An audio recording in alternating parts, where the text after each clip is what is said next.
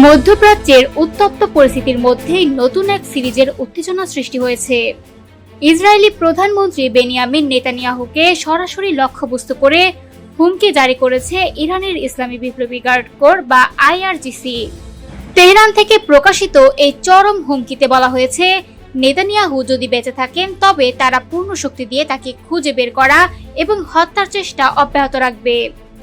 ইরানি গণমাধ্যমে প্রকাশিত বিবৃতিতে নেতানিয়াহুকে শিশু হত্যাকারী অপরাধী হিসেবে আখ্যায়িত করা হয়েছে। এ ধরনের তীব্র ভাষা এবং স্পষ্ট হুমকি বিশেষ করে চলমান গাজা ও লেবানন সংঘাতের প্রেক্ষাপটে আন্তর্জাতিক পরিসরে ব্যাপক উত্তেজনা সৃষ্টি করেছে।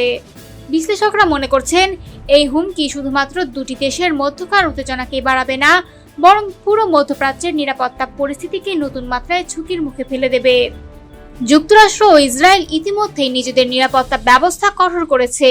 দুই দেশের কূটনীতিকরা দ্রুত পরিস্থিতি নিয়ন্ত্রণে আনতে তৎপর, কিন্তু আইআরজিসির সরাসরি হুমকি পরিস্থিতিকে অতিরিক্ত সংকটজনক করে তুলেছে। বিশ্বজুড়ে কূটনৈতিক বিশ্লেষকরা সতর্ক করে বলছেন, এটি কেবল রাজনৈতিক উত্তেজনা নয়, এটি এমন এক হুমকি যা ভবিষ্যতের সংঘাতের আকারকে পুনর্নির্ধারণ করতে পারে।